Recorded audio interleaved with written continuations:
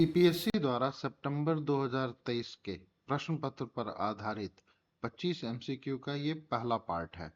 तो चलिए शुरू करते हैं। किस मुगल कालीन बादशाह को बाबुल मक्का कहा जाता था? किस मुगल कालीन बंदरगाह को बाबुल मक्का कहा जाता था? सूरत को बाबुल मक्का यानी कि मक्का का द्वार कहा जाता था, क्योंकि यहाँ से हज यात्रा शुरू होती थी। अष्टप्रधान नामक मंत्री परिषद की शासन प्रणाली से संबंधित थी। यह मराठा प्रशासन से संबंधित थी। शिवाजी ने मराठा शासन में अष्टप्रधान 8 मंत्री को मंत्री परिषद का गठन किया था। बोधिसत्व पानी पद्म पानी की चित्रकला कहाँ स्थित है? यह चित्रकला अजंता में स्थित है। अजंता की गुफा संख्या 1 में बोधिसत्व पद्म पानी की प्रसिद्ध चित्रकला मिलती है। नवरोज त्योहार भारत में किसने शुरू किया था? इसे फिरोज शाह तुगलक ने शुरू किया था। नवरोज एक पारसी त्योहार है जिसे फिरोज शाह तुगलक ने भारत में शुरू किया था। नाथपंथी सिद्ध और योगी किस क्षेत्र में भक्ति आंदोलन को लोकप्रिय बनाने में सहायक थे? उत्तर भारत को। इन संप्रदायों ने उत्तर भारत में भक्ति विचारधारा का प्रसार किया था। मैथिली भाषा का विकास किस वंश के काल में प्रारंभ हुआ था? ओइनिवार वंश के काल में। ओइनिवार शासकों के शासनकाल में मैथिली भाषा का प्रारंभिक साहित्य विकास हुआ। नैतिक शास्त्र ग्रंथ के लेखक कौन है? कामदंक। कामदंक द्वारा रचित नीतिसार राजनीति पर आधारित एक प्रमुख ग्रंथ है। फतुहाए ए आलमगिरी नामक ग्रंथ किसने लिखा है? भीमसेन ने। फतुहाए आलमगिरी औरंगजेब के अभियानों पर आधारित ग्रंथ है जिसे भीमसेन ने लिखा है। श्रीलंका के राजा मेघवर्मन ने गया में बौद्ध मंदिर बनाने की अनुमति किस गुप्त सम्राट से मांगी थी? समुद्रगुप्त से। चीनी स्रोतों के अनुसार श्रीलंका के राजा मेघवर्मन ने समुद्रगुप्त से यह अनुमति मांगी थी।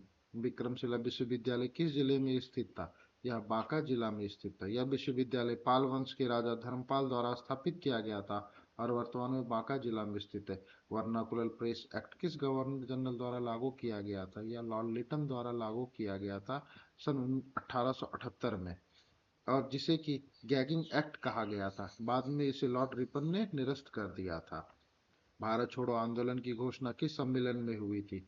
मुंबई में। 8 अगस्त 1942 को मुंबई में कांग्रेस कार्य समिति की बैठक में भारत छोड़ो आंदोलन की घोषणा हुई थी।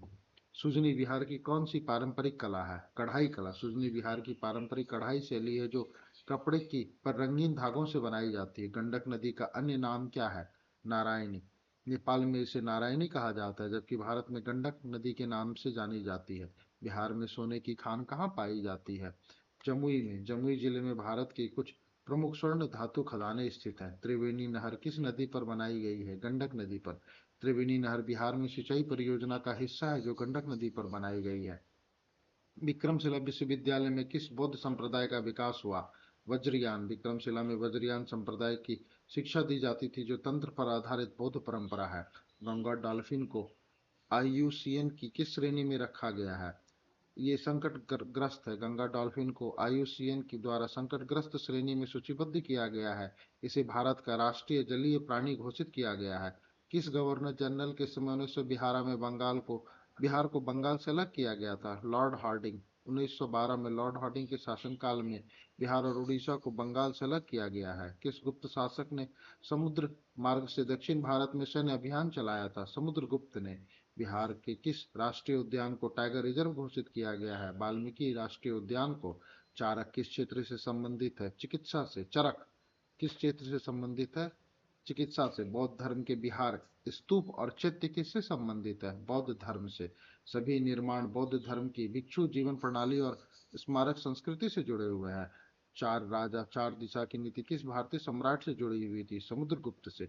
समुद्रगुप्त ने चारों दिशाओं में राज्य विस्तार किया और विजय प्राप्त की, जिससे यह नीति प्रसिद्ध हुई। अजंता की चित्रकला किस काल की मानी जाती है? यह गुप्त काल की मानी जाती है। अजंता की गुफाएं और भित्ति चित्र गुप्तकालीन कला के सर्वोत्तम उदाहरण थे। तो ये थे पिछले साल पर आधारित 25 एमसीक्यू का पार्ट 1। पार्ट 2 के लिए चैनल को सब्सक्राइब करें और इस वीडियो को लाइक करें और दोस्तों के साथ शेयर करें। धन्यवाद।